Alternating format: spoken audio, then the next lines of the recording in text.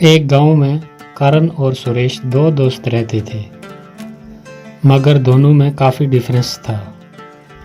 करण जहां एकदम गोरा और चालाक भी था और ऊपर से अमीर भी था, वहीं सुरेश एकदम काला कलोटा और ऊपर से सीधा साधा और हालात में गरीब भी बना दिया था।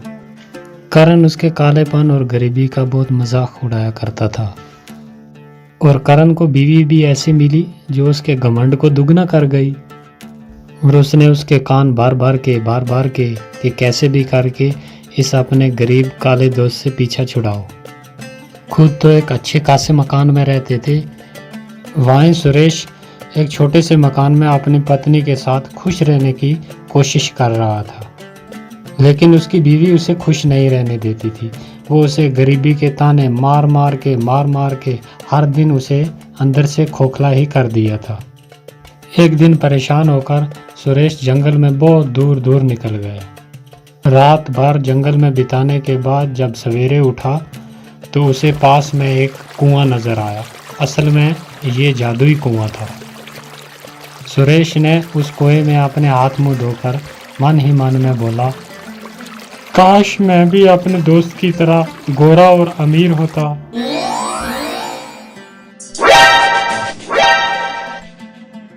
लगता है इन गांव वालों को पता चल गया कि मैं रात भर घर पर नहीं था, तभी ये ऐसे मुझे घूर घूर कर देख रहे।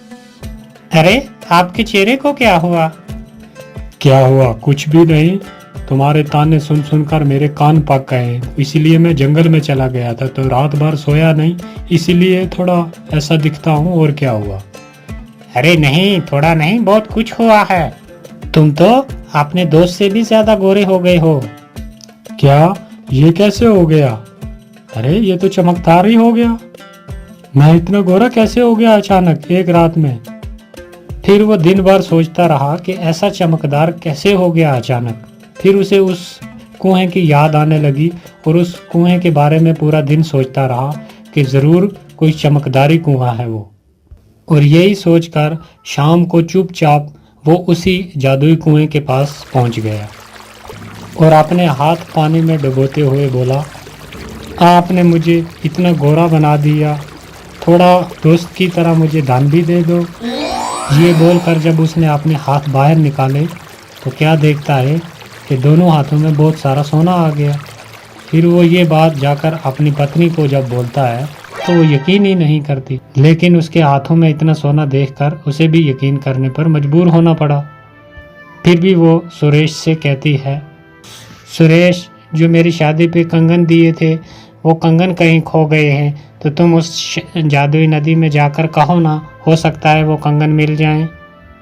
अरे जादुई कुएं में कैसे मिलेंगे जब हम वहां कभी गए ही नहीं आज दिन तक। मैं पहली बार गया हूँ जो वहां जादुई कुएं में खो गए हों या जंगल में खो गए हों।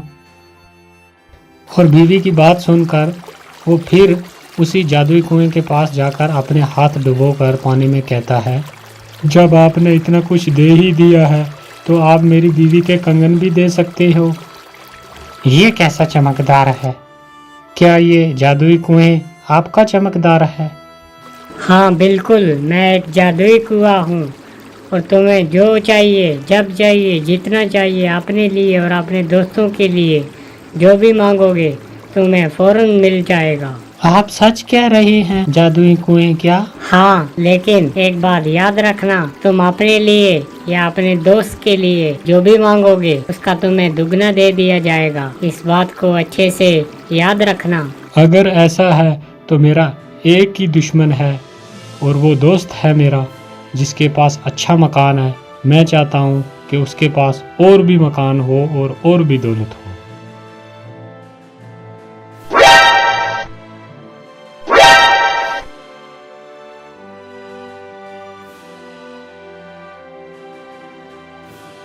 इतनी बड़ी उपलब्धि, इतना गोरा रंग और ये बड़ा मकान इसके पास आया कहाँ से?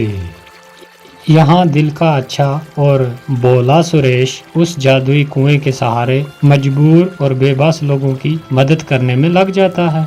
वो उस जादुई कुएं के बारे में किसी को कुछ भी नहीं बताता, और वो किसी की भी कोई चीज़ खो गई हो या किसी को किसी चीज़ की ज़रूरत हो तो वो चुपचाप उस जादुई कुएं में जाकर अपने हाथ डुबोकर उन लोगों को वो चीज़ मुहैया करवा देता था।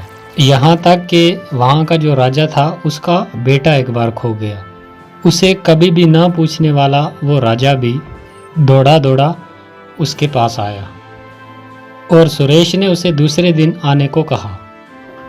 फिर रात को सुरेश चुपचाप उस कुएं के पास चला गया और अपने हाथ पानी में डालकर बोला, ए जादुई कुएं, ये राजा मेरी कभी कोई इज्जत नहीं करता था, लेकिन आज अगर उसका बेटा मिल जाए तो मेरी बहुत इज्जत बन जाएगी। बेचारा बहुत परेशान है, उनका बेटा मिला दो।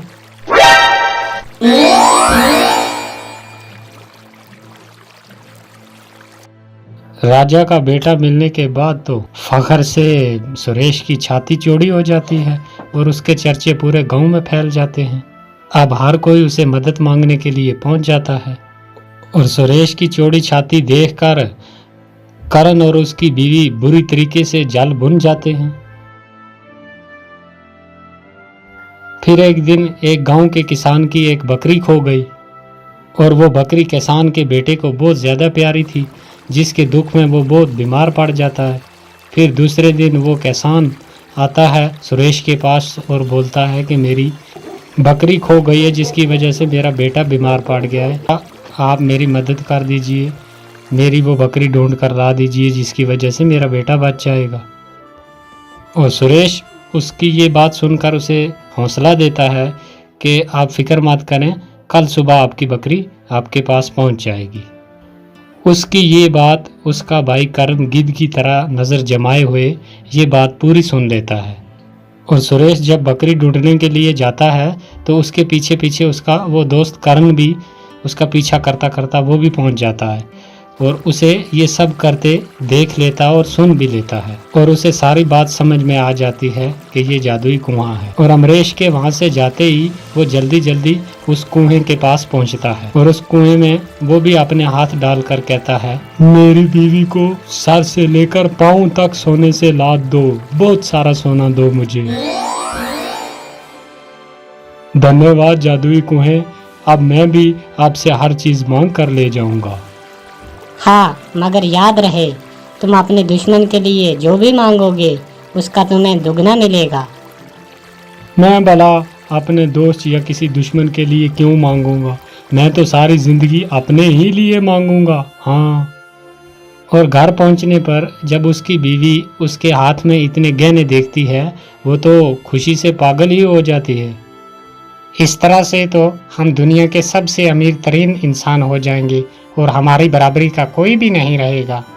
अरे क्यों नहीं, वो सुरेश है ना, वो तो हमारी बराबरी का है ना, उसे उस जादुई कुएं का पता है। तो कुछ ऐसा करो ना ताकि वो वहां तक जा ही ना सके। क्या करूं, तुम ही बताओ, आज तक तो आप ही की मान कर चलता रहा हूं, आज भी कोई सलाह दे दो। तुम ऐसा करो, उसे अपाहिज कर दो ताकि वो वहां तक जा ही ना पाए, फिर सारे कुएं के मालिक हम खुद ही हो जाएंगे। हाँ ठीक है, ऐसा ही करूँगा मैं। दूसरे दिन फिर खुशी खुशी करण जो है वो उस कुएं के पास पहुंच जाता है और अपने हाथ डालकर बोलता है, ए जादुई कुएं, मुझे बहुत सारे कपड़े साड़ियाँ दो मेरी बीवी के लिए। ए जादुई कुएं, मैं चाहता हूँ कि मैं ही आपके पास आऊँ, इसलिए मेरे दोस्त सुरेश को अधमरा कर दो ताकि वो यहाँ तक पहुँच ही न सके। तुमने बहुत बड़ी गलती कर दी करण, मैंने पहले के दिन आपको बोला था कि तुम अपने दोस्त या दुश्मन के लिए जो भी मांगोगे उसका तुम्हें दुगना मिलेगा, और तुमने मांगा कि मेरे दोस्त को अधमरा कर दो, इसलिए तुम पूरे ही मारे जाओगे। अरे नहीं नहीं, गलती होगी मुझसे, लालच में करण को कुएं की बात याद ही नहीं रही और उसने लालच में आकर अपनी जान से हाथ धोने पड़े। तो दोस्तों, इस कहानी से हमें ये सीख मिलती है कि अगर तुम्हें किसी चीज़ से कुछ मिलने लग जाए तो उसकी कही हुई बात और उसके रूल जो है वो कभी ना भूले, वरना अपनी जान से भी हाथ धोना पड़ सकता है। तो ये थी दोस्तों आज की कहानी। तो आपसे रिक्वेस्ट है कि चैनल को सब्सक्राइब कर दें और वीडियो को जाते टाइम लाइक कर दिया करें, ताकि हम दूसरी वीडियो आपके लिए जल्द अपलोड कर सकें। वीडियोस बनाने हैं, फिल्मोरा है ना।